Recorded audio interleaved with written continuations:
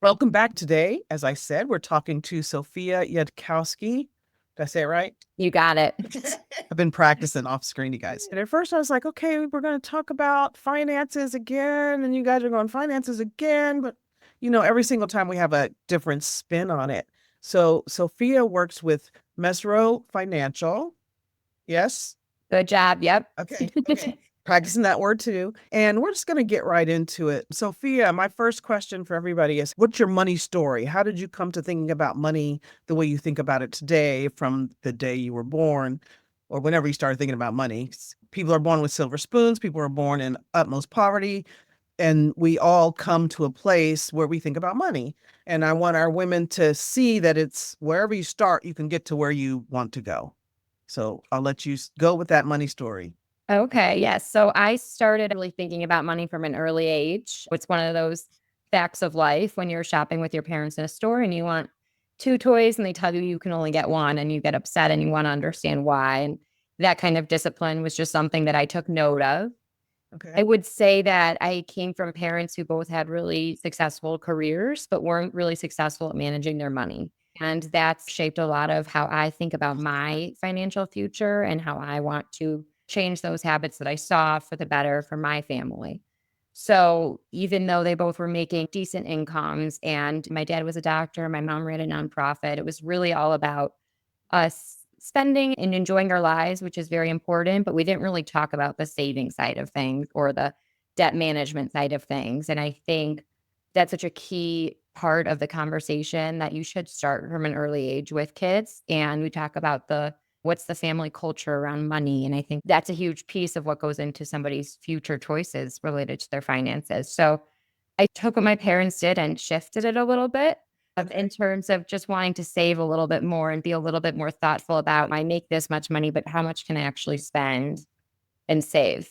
When you say family culture around money is important, what would you say your family's culture around money was or is? Not your current family of creation, but your family of origin. My family of origin, I would say my nuclear family didn't really have such a culture of Okay. money, of talking about money. And that was, I think, a huge issue is we just knew we could pay for things, or at least that's how it was like made out to seem to us. But it wasn't really like, where is this money coming from? What's the value of $1 versus maybe we don't need to spend X number of dollars on a vacation. I think it also is really important to think about where you grew up and who you grew up around. So I grew up in a neighborhood that was surrounded by families that had more money than us and less money than us. And I was always fascinated with families that had more money than us. Where were they coming from? How did they get that money? And so it did take a lot of exploring outside of my nuclear family financially to understand how do I become like those people who seem to not have to say no to things but still seem down to earth and happy with what they have. And I've morphed that into how I practice my spending behaviors. Did you feel like your parents weren't happy with what they had, or did that come to you? Or is it back to the toy thing? It's like, oh, I can't get two toys, so there must be something missing here. It was more of the second. So it was more of they never really explained why we couldn't get two toys instead of one as the example, but it was always just either a no or a yes. And it wasn't really with any explanation. Okay. So do you feel like you grew up with more of a scarcity mindset or that there's money everywhere and it just you'll always have it, or You'll did you have to always be a have few? it. Don't Okay. worry. Because especially when you're making income, you're not really thinking this is going to go away. Right. That was Yes. kind of mindset. So it was always like, don't worry, we have the money until one day we don't. And you can't get two toys. So it wasn't explained to me in that way, if that makes sense. Yes, it does. It does. So when you started thinking about money differently, I know you said you saw other people in your neighborhood or in your community that had more or seemed to have more money, seemed to have more resources than you guys did. And you said you looked at them to try to sort through to see, well, how do I do that? How do I get to where they are? Yeah. And where did you go? How did you start looking at that? I just noticed patterns of what those parents did for a living. Oftentimes, too, it's the unspoken, they inherited money. Yeah. Yeah. And so when you're young, you don't recognize that. But Yeah. as I'm older and I do the job that I do, I recognize that. And I just go back to my family culture as well, is no matter what, too, we did have a mindset of giving. So Mhm. even though we were not as affluent maybe as the people next door, we still had money and resources. My parents did still make a point to show us that it's important to give something away to charity. And that is a Sure. positive that I took with me. Yes. And that's also something that I recognized in those other affluent families who made it a point that even though they had plenty, they were still sponsoring the local charities and they were still making sure that they gave a portion of their income to money. So that was a big piece. And I want to make sure I mention that. But yeah, I noticed a lot of the friends that I had with more money than I did, parents were business owners or parents just seemed to have a plan in place that my parents just didn't have. And I think that was the key difference. It was they had some sort of plan. And in hindsight, now I realize they probably were working with an advisor who was keeping them on track with that plan, whereas my parents didn't have that. Your parents did not have financial advisors, so you didn't learn that as a child that there was somebody to Exactly. help you manage. You don't, again, you guys, we talk about this all the time. You don't have to know everything. You just have to know a little bit about a lot and get somebody who can get in there and help you do the stuff you don't know. Exactly. Sophia and I were talking about off camera. Everybody's not a heart surgeon, so you need somebody to help you with that. Exactly. And for us type A's and people who are used to being in such control, it's a hard thing to say, I need somebody to help me with this. So let's get over it and start asking for help. Okay, Exactly. that's my soapbox. I love Um, it. so your money thinking transformation, which is a word I cringe when I use, but your change in how you thought about money came when? Do you think you flipped completely to thinking about money differently? Or are you still evolving in how you think about money? Talk about that a little bit. I think we're always evolving as you go through life phases. So I would say it really started when I got my first job, is when you start to realize, oh, I'm making money now. Yeah. And, "Oh, my company offers a 401k, what's that? And I wanna move out of my parents' house, how much can I spend on rent?" And having to really start to become independent with your financial choices. Mhm. And like I said, it's my parents would give me advice, but it wasn't like I could fully accept that their advice would be the correct one, and I would lean on them, but it was more about really figuring it out for myself. And so, I would say definitely when you first get a job, there's that sort of transformation, to use that word, that goes on with, okay, now I'm really an adult and where do I go from here? Right. And it's scary. Like you have to buy your own groceries. Yeah. I remember having to buy my first car and thinking, how am I going to make this work? Because I need Yeah. to get to my office, but I also need to pay my rent. And I also have friends getting married and I need to afford bachelorette party flights and all of those things that kind of seem to come at once. And then Yeah. you realize no matter what phase of life, everything comes at They once. come, they all come. Exactly. It all comes at once. When you first started your first job that had that 401k, did you invest in your 401k? Because I'm going to say I didn't. I was like, I don't get that. I just like, Yeah. Why would I doesn't give away make any my sense to money? me. Why would you give your money away if you can't use it for another 40 years? Like, it's just, it seems so. I am so fortunate. I had a great first boss who took me out to lunch one of the first days of my job. And he looked at me and he just went like this. And I was like, what? He goes, 10%. He's like, that's really the best thing to do is put away 10% of your paycheck to your 401k. And I did it and it hurt. And I ended up having to lower it a little bit once I moved out. And that's what Yeah. I talk about with clients all the time, is making Yeah. sure you can achieve two goals at once. And what does Mhm. that look like? So I'm so fortunate that I had somebody that kind of guided me. Again, parents didn't guide me. It was more about finding an outside person to show me that. And luckily, he was a great mentor in terms of those choices. And I know so many people that don't invest in their 401k or they have an HSA and they don't even consider it.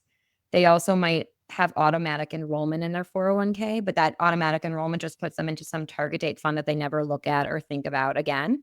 Better Yes. than nothing. But working with an advisor or leaning on somebody that you know you can trust for financial advice is hugely important in those decisions because you're so young. And the earlier you can get started on that, obviously, we all know about compound growth, the better. Yeah. What's your scariest thinking about money? Hmm. Personally, I Yeah. was thinking about, well, it's just very relevant right now is having a child. Okay. You're pregnant now. We're gonna put it out Yes, in the I world. am. Okay. I'm expecting in a few months. So First baby. first Everybody get baby, yeah. excited. Very exciting.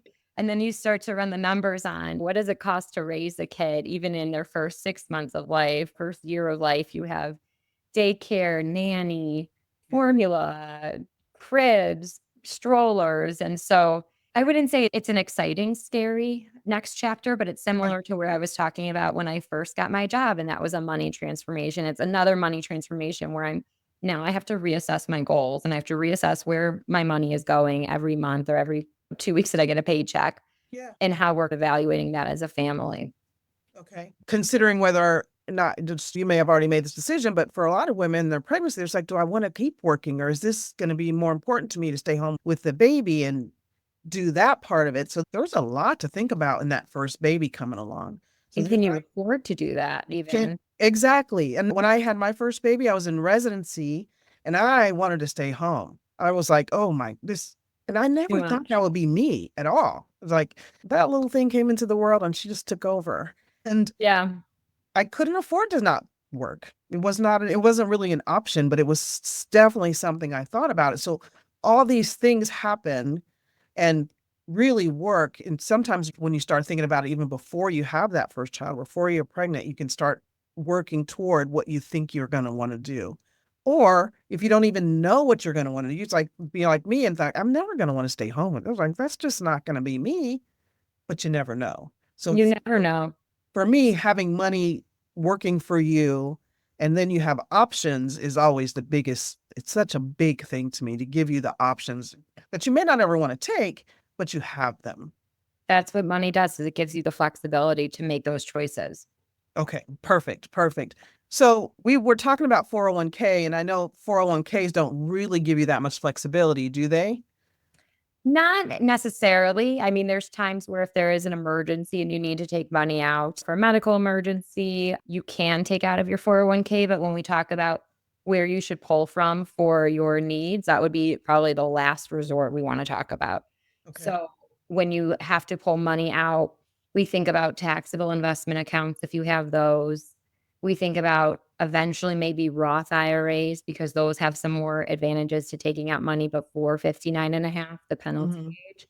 Hmm. 401k, anything pre-tax, we really want to delay as much as possible.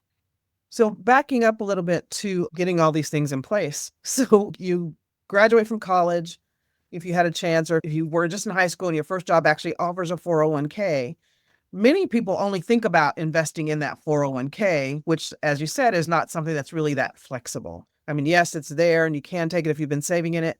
What other kinds of things should people, and let's talk women specifically, think about when they start their first job or get into their, even if they're further into their careers and they're like making really good money now and all they have is their 401k? Should they be thinking about other forms of saving and other forms of investment that gives them more flexibility? And I think that was a leading Absolutely. question. That was a leading question. I apologize. It's okay. Absolutely. I talk about the hierarchy of savings a lot. So where you want to put your first dollar, second dollar, third dollar, where you want to Okay. sort of prioritize your savings. So the first we always talk about is an emergency fund, making sure that you have enough money should there be some sort of emergency. So we say it's about 3 to 6 months worth of living expenses Okay. pocketed away in a bank account that you're not touching. It's not going to be used every month for your expenses. And then we start looking at, okay, do you have any 401k benefits? Can you start to put money into the 401k? You may want to maximize it, but again, you want to start to also think about saving in non-retirement accounts too. So taxable investment accounts that have more of that flexibility to withdraw from. We talk about HSAs, health savings accounts too. Okay. Some Okay. employers provide those, or if you're in a high deductible plan at work, you should be eligible for one. Those are great and often overlooked ways to save tax deferred for future health expenses. Hmm. So it's a really huge benefit. And then, so once you start building out your different buckets, that's where we can talk about hierarchy of savings and where you want to prioritize putting your money. And so what we talk about is starting to build that emergency fund. So 3 to 6 months worth of living expenses in a bank account that you won't be touching. I'm going to have you stop on that one because when I start thinking about it, it's like I got to save money for my emergency fund, some other accounts, some 401k. Or do you, for some period of time, prioritize one? It's like, okay, for this 6 months, we're going to make sure we get this built up. Yes, we might still be putting a little bit into the 401k, but I think you mentioned we're not maximizing that at this point. We're going to work to that. Just give us the strategy on how that might work. It all depends on who it is, obviously, and their individual income levels and spending needs. But I would say, depending on your goals. So if your goal is to buy a house in 6 months and you can't both maximize your 401k and save for that down payment, well, then we don't have to turn that 401k contribution to zero, but maybe we turn it down a little bit to give you a little bit more cash flow each month to put into the savings bucket for the home. So it really depends on what your goals are and when they're going to be happening. Yeah. Anything I would say that's happening in the next 1 to 2 years, make sure it's liquid, make sure you have it available. You're not trying to invest it and swing for the fences in terms of getting the highest return in a short period of time. That's never the right answer.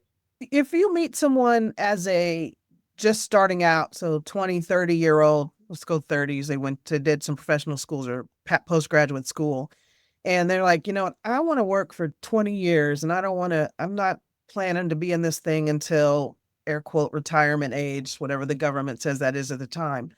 I'm assuming you would advise them differently than that person who's going into whatever career and saying, I'm going to be here until I die or Of close to it. course. Yeah. So how would that person who wants to make sure they have options and I'm not going to stay in this job more than 20 years? Right. We have a few levers we can pull in the financial planning realm. So, right. So there's things that you can control, right? Which is really just income and expenses Okay. and when you retire. Perfect. And then what you can't control is market volatility or returns. And honestly, when you die. Yes. Okay. So we really want to think about the things that we can control. And if you're somebody whose goal is to work the shortest period of time, well, then your income needs to be maximized for those short period of times. But you also need to be looking at your spending and making sure you're not spending as much as somebody who maybe has a longer trajectory does, because you have to save up in a shorter period of time. Okay. We also talk about what does the risk spectrum look like for your investment portfolio. If you have less money and you have less of a time horizon, you might want to be safer in terms of what you're doing with your finances because you have a set goal within a short period of time. You have to get there. You don't really want to be taking on huge risk to do that, right? Yes, I understand. Whereas if you're a 20-year-old and you have many more years until retirement, that's when we're saying, let's get a little bit more aggressive with your portfolio, depending on your situation, of course, but you have the ability to take on a little bit more risk. I want you to talk about, it's like, I'm really all about the options that money gives you. I mean, and this is a blind spot for me because all I see is a 401k that doesn't give you very many options.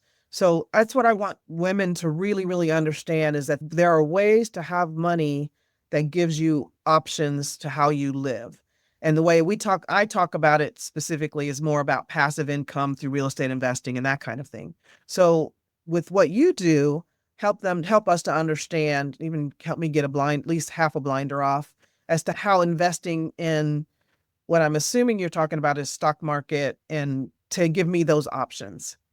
Yeah, and that's really when we talk about the types of retirement accounts. So we talk about types of investment accounts and we talk about 401ks and IRAs or individual retirement accounts. Those are what we think of for our long-term needs. But you also want to make sure you're building up that, after-tax dollar bucket, which could be just a taxable investment account. And that investment account can still invest in stocks that could still spit off dividend income or bond interest income to you over a period of time. And so making sure you're filling up both the retirement bucket, but also the non-retirement bucket is really important. There's also Roth IRAs, which are retirement strategies, but they have a little bit more flexibility because you're putting in after-tax dollars into a Roth IRA. Right. That grows tax-free. So if you buy an investment at, let's call it $30 and you sell the investment at $50, that $20 difference within the Roth IRA is not considered capital gains tax. So you won't be taxed on it. And that can grow tax-free until your retirement. But you can also have there are some exceptions to the Roth IRA where you can take the money out before that 59 and a half penalty age. Okay. My worry is the IRA things, and all of them are under government control. And by control, I mean rules. Not that they're taking your money, but they're rules. And I often worry, and you've been in the business for longer, I've not been in that business at all, but that the rules will change. And that at some point they may make a Roth not the way the Roth is now. Have you ever seen that as far as nobody can predict what's going to happen, but it's impossible to predict. And we always say don't play politics with your portfolio, because that's when you'll really get stuck, especially when you hear about pending legislation or what might happen. You always want to act on facts. Otherwise, you can get really whipsawed. yeah. And so, if anything, actually, the rules have become a little bit more flexible in some ways because they're pushing out for a retirement account, an IRA account. You used to have to be starting to take money out at 72. And if you were 72, you had to take your money out. Now they're pushing it to 75. And so they are pushing it out for when they're forcing you to start to take it out. But you still can take it out after 59 and a half penalty free. Okay. Now, should those rules change? I really don't know. But that's also why it is good to have a second bucket or third bucket of non-retirement accounts that are just held at an advisory firm that can help you manage those changes. Okay. So that's a lot to think about, everybody. And so that's why having somebody on your side who knows you, understands you, knows what you're working for, can help you keep it all straight. I think that's the biggest key, is working with somebody who you feel comfortable with. What I think about 401ks, honestly, from work is like you put your money in a suitcase and you hand it to somebody whose hand is sticking out from a corner and they go take it and then they do what they do with it. And hopefully it comes back to you. Oh my. No.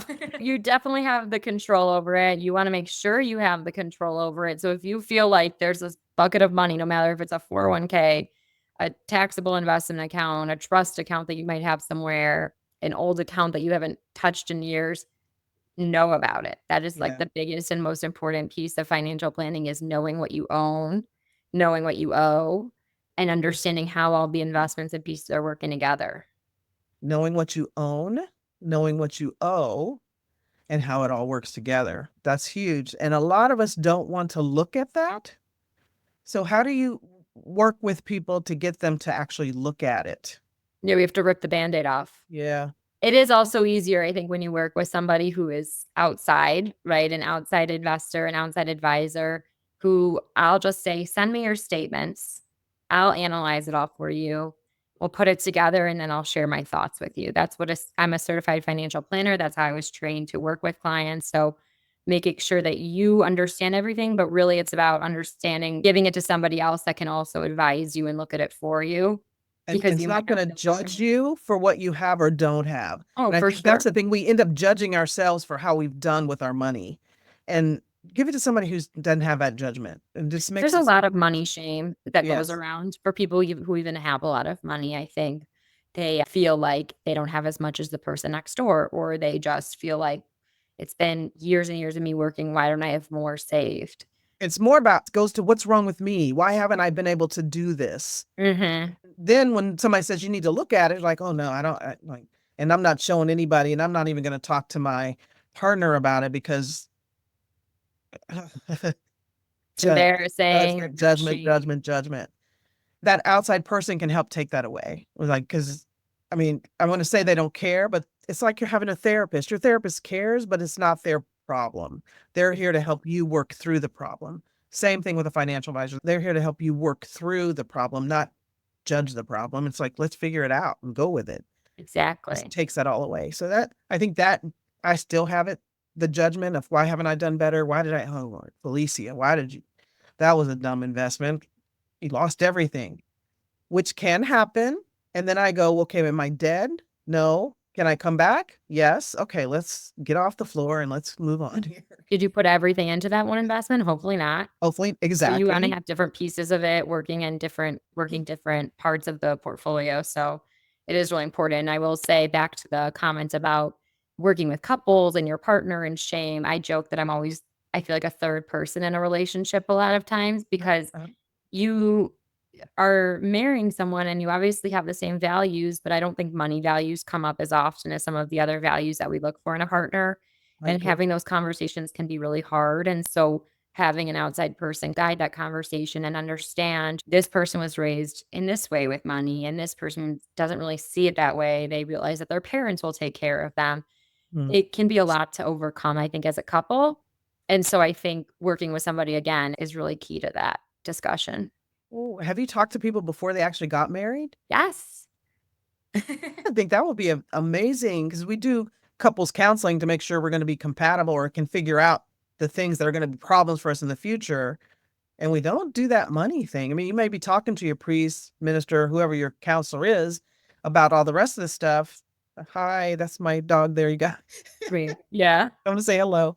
Getting a financial advisor up front before you even go would be Oh, yeah. amazing. That would I've be talked to people before they even choose to get engaged. wow. So we talk to couples at every level of their lives and talk about what can you both afford going into this marriage. A prenup is important to have, and sometimes it's an awkward conversation. So having a third person in there to suggest that is, I can say it easily. You need Yeah. a prenup. And Yes. so I have no shame in saying that. And I think it takes a lot of that tense sort of part of that relationship out, hopefully, Yes. and helps you just enjoy the next The phases. romance part of it and Yeah. the getting together. And it's like, that's really powerful to to get those money conversations in front of somebody else. And especially if you guys don't talk about it well together, you don't know how, or it starts an argument or whatever happens, to have a third person, non-judgmental, who's just there to look at the facts and understand both of you and where you want to go can really be very, very, I think that's amazing. I never thought about that before. Huh. That Yeah. is, That's what having an advisor is for, is every sort of phase of life. do you think most people stay with the same advisor most of their lives once they get one? If you're comfortable with your advisor, it's a pretty sticky relationship because it becomes really intimate, I would say. Yeah. So I've known about clients that are pregnant before their family does. I've known about clients that are getting engaged before their family does, because those are really important things to talk about financially. And so I would say that as long as you feel like you have a good relationship with your advisor, it's rare that you will switch. We work with multiple generations too. So Mhm. it's grandparents, parents, and grandkids a lot Yeah. of times. And Yeah. that's a testament too to building that trust within the family. That's really important for your advisor to do. I always say if you don't want to pick up the phone and call your client, they're probably not a good client for you. Or if you don't want to pick up your phone and call your advisor when you have a question or when you're thinking about something, they're not your advisor. Yeah. And Exactly. I think having that really, if you think about, oh, when you see a commercial, maybe I should go with them, then there's an issue in that relationship. Just like if you watch some gym show and you thought, maybe I should go to that guy, and you have a person right next to you, there, what's going on here? Yeah, right. Just things to Right. think about and how that's working. When you have a 401k through your work, that is like the job I had before was they had one, I guess you call it fiduciary. I don't remember what you call the word, but it was fidelity. Just Hmm. is that called a fiduciary? No, I don't know. That's A custodian. your So that's custodian. wherever your account is held. Yeah. And so they're the manager. I don't have a choice. That's who they use. Is that true with the many companies? That this is who they use, that's who you have to use. You don't have a choice. Right. So Fidelity is a big provider, or other Transamerica I've seen a lot. You can't choose where your 401k plan is held, but within those 401k plans, you have investment choices. So you Yes. could choose which investments you have within that plan at Fidelity or at Transamerica or any of those other providers. And then your financial advisor doesn't have to be with Fidelity to be your financial advisor. They can look at what Fidelity has to offer you and then know your goals, know who you are, and help you pick the plan or the things to invest in through Fidelity. They should. So a holistic advisor should be looking at more than just whatever they are managing for you at their firm. They should be looking at all of your pieces of your financial plan, including your 401k. So helping you make sure that you have an investment strategy there that's cohesive with your investment strategy with the accounts that they're managing. So yeah, your advisor, you should lean on them to help you make those investment selections and make sure that they make sense for you. Okay. Okay. So if your investment advisor is only looking at what they're managing for you, that's a flag that you might want to consider something different, because they should be looking at everything that you're investing in, whether they're managing it for you or not. It's so important to get the full picture of your investments and the strategy, because let's say your Fidelity 401k, for your example, is in all large cap US technology stocks, and your advisor at their firm is just buying you those same types of investments. You're not diversified at all. Yeah. And so it's really important to get the full picture of all of your different investments and how they're working together. And your 401k strategy might be different than your non 401k strategy, right? Because we're talking about 401ks being used in many years from now, whereas Another account might be being used to achieve a goal that's within 2 to 5 years. Okay. So I think what I'm getting want people to understand is that just because you have this custodian through your job that's managing that 401k, having an outside advisor looking at everything, making sure that even that is invested properly for your goals is important. And that's where I want people to really understand is that just because you have your 401k, it's like Fidelity's managing that. I don't need to think about it. Fidelity cares about their stuff, and you need somebody that helps you care about your stuff. For sure. Yeah. For sure. And even if you have an advisor and you really want to lean on them fully, which that's what you should do, you should still have an understanding of what the advisor is doing for you and at least some basics of the strategy that you have in place with them. Yes. Perfect. I think this might be a sensitive question. It's not going to be, you'll be good. How do you and advisors like you get paid? It's a great question. There's different ways that advisors get paid, so I can only speak to how I get paid. What I get paid on is the assets that I'm managing. So those investment accounts that I'm managing, we charge a percentage based on the assets under management, the AUM. Okay. And that's exactly how we get paid. And that really aligns our incentives. So when the account grows, obviously that the percentage, the fee that we get grows as well. The percentage stays the same, but the fee, right, grows because the account is growing. Whereas if it goes down, we go down as well. Again, our fee, that percentage is inclusive of all the planning that we do. So even though I'm looking at your 401k, not really charging on the 401k necessarily. And so it's just sort of part of the big picture planning. But the way that we get paid is on the assets that we're managing. Okay. So up front, if I come to work with you, you're going to tell me I will make this percentage of your assets under management. So I'll always know what that is if I want to do the math. Yep. I Exactly. get you $1 million, you make 5%. I'm making up numbers. Never 5%. Yeah, never said anything to me Someone's about charging you any 5% percentage at run all. away. I was just like throwing it out there. Please don't panic, anybody. Yeah. We say that. Then, and I'm trying to figure out how much money you got paid. I can do the math and figure that out. It's easy to do the math, and people sometimes when they equate it to dollars are like, how much am I going to pay you? But when you think about what the service is and the value add that we provide, and you realize that this is an ongoing relationship, that you're getting so much more than just a return from your investments on, it goes by the wayside in most cases. And just the financial return on your investment.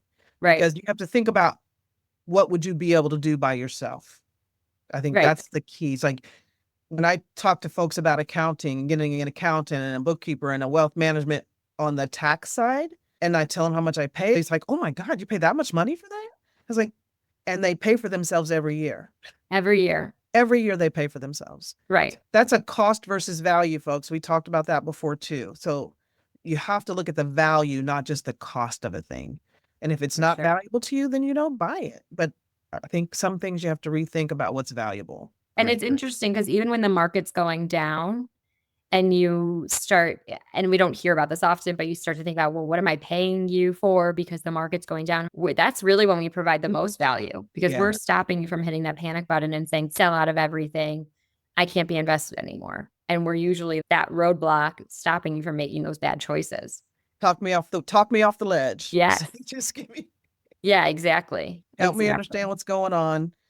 And just so you know, it's not any company's fault that the market's going down. It's just the market. That's just what happens sometimes. And so you just got to focus on the long-term plan. Sentiment.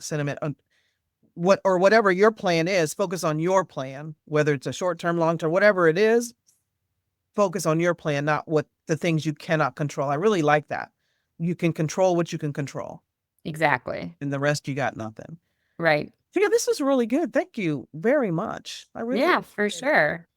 I hope it was helpful. We forgot to talk about something. We were going to talk about nesting and getting all these things together because women who've had children, have been pregnant, we go to this thing about, okay, now it's time to get the nursery ready. Now it's time to get all these things ready. And many of us start thinking about the money. Should I be managing my money different to pass on to my child now that I'm going to have it? Or how does that nesting, or how do you look at nesting when it comes to financial? Right. Financial nesting is something that is obviously relevant to me now, but it's relevant to a lot of my clients too. It's how do we prepare to have a child, both from the financial point of view, but then you also have to think about Do we need life insurance? Mm. Do we need to think about an estate plan and working with an estate plan attorney, getting your wills, your trusts, powers of attorney in place, things like that. And so I look at financial nesting as, yes, making sure you can afford the basics of having a child, childcare, formula, even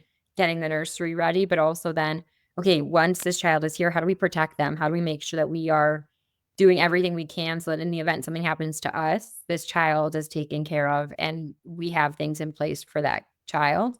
Yeah. So life insurance is a huge thing. I don't sell life insurance, but I advise on it. Same Mhm. with estate planning. I'm not an estate planning attorney, but I understand the importance of it as a Mhm. CFP. So Mhm. I connect our clients a lot with great estate planning attorneys that can help them through that whole basics of estate planning that they are going to need to do. Perfect. I like the holistic approach that you take. It's like, I don't sell that, I don't do that, but I know where I can send you, and I know that's something that I can help you realize you need to do. Because when you're about to have a baby, sometimes your brain is all over the place and everybody's excited and it's just a big thing. And Yes. realizing there's all these steps. And I didn't even think about it until my kids were much older, thinking, oh, I need to do something to make sure that this is all going to be okay.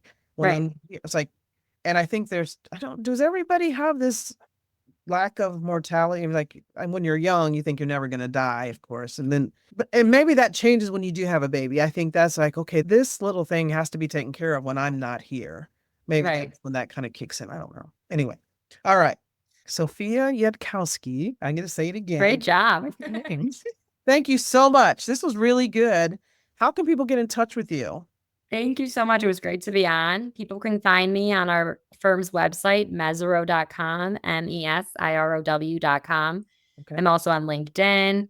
You can Google me. So get in touch, and I would love to help, other people who are in need of a financial plan get on track. That's great. And all the information will be in the show notes. If you don't have a planner, if you don't have someone helping you, or you have someone you're helping you and you're listening to Sophia thinking, oh, maybe I need to change, then you probably need to change. Talk to her. Talk to financial planners. It's not a one and done kind of thing. You really want to be comfortable with who's helping you manage your money. And always remember it's someone helping you manage your money, not they are managing my money. Okay. I like that. Thank you so much. This was really good. Enjoy the rest of your vacation Thank you. and all that stuff. I'm really excited for you. And take care. I appreciate it. Thank you. It was great to All right. meet you.